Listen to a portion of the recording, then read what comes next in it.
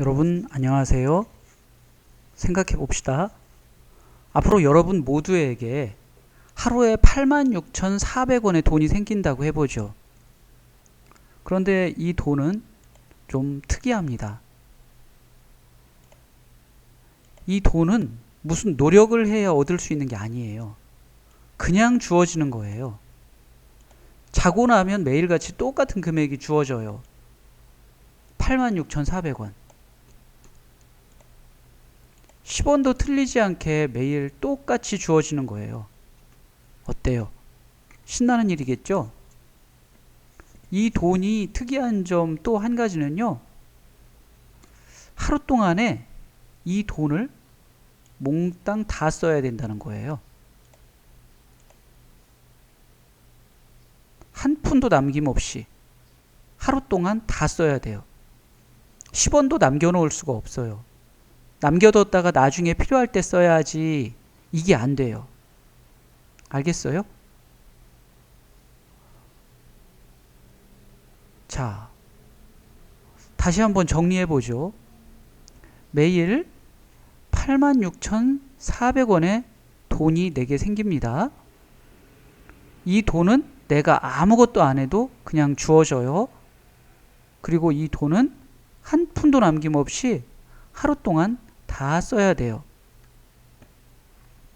자, 그렇다면 여러분은 이 돈을 가지고 무엇을 하는데 쓰겠습니까? 이게 어떤 돈인지 눈치챘나요? 그래요. 사실 이 돈은 시간이에요. 하루가 24시간이죠. 1시간은 10분, 60분이고요. 하루는 86,400초. 그러니까 그렇게 1초를 1원으로 계산하면 86,400원인 거죠. 하루 24시간은 누구에게나 똑같이 주어져요. 그리고 1초라도 남겨뒀다가 나중에 다시 쓰고 그렇게 못해요. 돈은 저축해뒀다가 나중에 필요할 때 쓸 수 있지만 시간은 그게 안 돼요. 오늘은 이 시간에 대해서 살펴보려고 해요. 시간 가게의 주인공 유나는 늘 시간이 부족한 아이예요. 학교 끝나면 영어학원, 수학학원, 무슨 학원 해서 밤 늦게까지 학원에서 공부하고 집에 와요. 초등학교 5학년인데 굉장히 바쁘게 살아요. 이야기 속에서 유나가 직접 말해요. 지금 나에게 가장 필요한 건 시간이라고 말이죠. 일단 학교 끝나자마자 영어학원에 가요.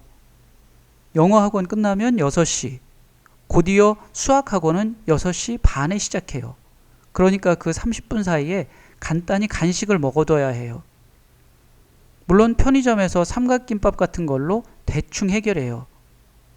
집에 와서는 학원 숙제를 해야 하고 과외도 해야 돼요. 밥 먹을 시간도 없어요. 항상 부족해요. 심지어 밥을 먹을 때도 엄마가 문제집의 핵심 내용을 읽어주면 유나는 그걸 들으면서 밥을 먹어요. 유나 엄마도 바쁘기는 마찬가지예요. 하루 종일 보험사 고객들을 만나고 상담하고 일하느라고 여기저기 뛰어다녀요. 집에 오면 소파에 누워서 그대로 기절할 정도로 항상 피곤하고 바빠요. 심지어 유나가 라면을 끓여놓고 엄마를 깨워야 겨우 일어나서 먹는 둥 마는 둥 그러죠. 이렇게 유나와 유나 엄마는 시간에 쫓기면서 살아요. 자, 그렇다면 여러분의 하루 시간은 어떤가요? 바쁘다는 것이 좋은 것이다, 나쁜 것이다. 그런 말을 하려는 게 아니에요. 여러분 각자 자신의 하루 시간을 돌아보자는 거예요. 나는 24시간, 그러니까 86,400초의 시간을 어떻게 쓰고 있는지 하루하루 있었던 일 중에서 생각나는 것들을 활동지에 적어봐요. 요일별로 말이죠. 그러면 하루하루 86,400초의 시간을 어떻게 쓰고 있나 알게 돼요. 예를 들어서 일요일 오전에는 뭘 했는지, 그리고 같은 날 오후에는 또 뭘 했는지 돌아보고 적어보는 겁니다. 기억나는 게 여러 개 있으면 여러 개 적어도 되고, 한 가지만 있으면 한 가지만 기억난다면 그 한 가지만 적으면 돼요. 이렇게 일요일, 월요일, 화요일, 수요일, 목요일, 금요일, 토요일 적어보면 내가 일주일 동안 뭘 했구나, 이것들을 한눈에 볼 수 있어요. 다시 말해서 나는 86,400원을 어떻게 어디에 썼구나 하는 것을 알 수 있는 거죠. 그 다음에는 일주일 중에서 하루를 정해요. 그리고 그 날이 일요일이 됐건 월요일이 됐건 어느 요일이 됐건 괜찮아요. 이렇게 하루를 정해서 그날 있었던 일을 써보면 그날 하루 동안 내가 86,400초를 어떻게 썼구나 하는 것을 알게 돼요. 처음에 선생님이 시간을 돈에 비유했죠. 사실 시간은 소중한 것이기 때문에 그래요. 사람들이 돈은 소중한 줄 알지만 시간은 소중한 줄 잘 모르는 경우가 있어요. 돈은 필요한 곳에 쓰고 나면 사라지지만 시간은 매일 써도 똑같은 양이 계속 주어지기 때문인 것 같아요. 그런데 말이죠. 돈은 아무리 많아도 쌓아두고 저축하고 그럴 수 있어요. 그리고 필요한 곳에 쓸 수 있죠. 하지만 시간은 이렇게 쌓아둘 수도 없고 저축할 수도 없어요. 한 번 지나가면 영원히 잡지 못해요. 그래서 시간을 잘 쓸 필요가 있어요. 자, 활동지를 봅시다. 표에는 일요일부터 쓰도록 되어 있는데요.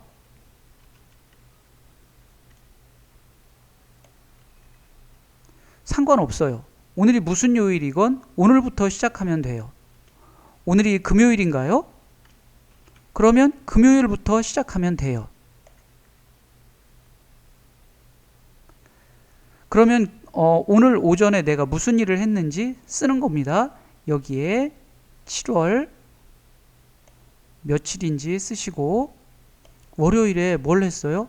만약에 금요일 오전에 원격 수업을 했으면 원격 수업 이렇게 쓰면 돼요.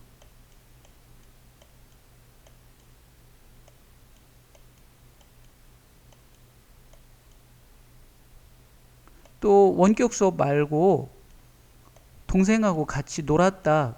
그러면 동생이랑 놀기 이것도 써도 되고요. 이 칸에다가 꼭 하나만 써야 되는 건 아니에요. 여러 개를 써도 괜찮아요.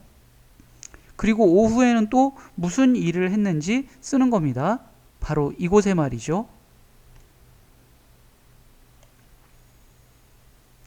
이렇게 일주일의 시간 동안 내가 무슨 일을 했는지 쓸 수 있겠죠. 그래서 금요일부터 시작했으면 다음날 토요일, 그 다음날 일요일, 월요일, 화요일, 수요일, 목요일까지 일주일 동안 모두 7번, 7일 동안 내가 한 일을 이렇게 오전, 오후 나누어서 쓸 수가 있겠어요. 여기 여러 개 써도 된다고 나와 있죠.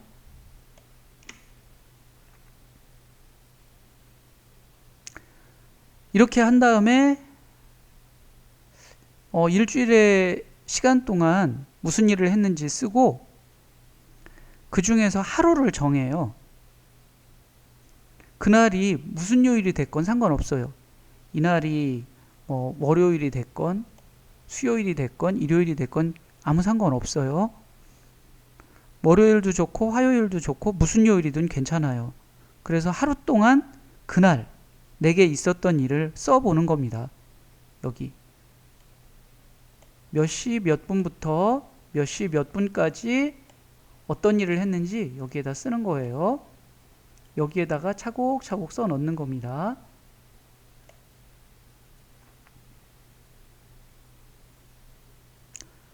그래서 하루 동안 내게 있었던 일을 이렇게 쓴 다음 맨 마지막으로 이것을 기록하고 나서 느낀 점이 무엇인지 써보는 겁니다. 바로 여기에 말이죠. 자, 그런데 여러분,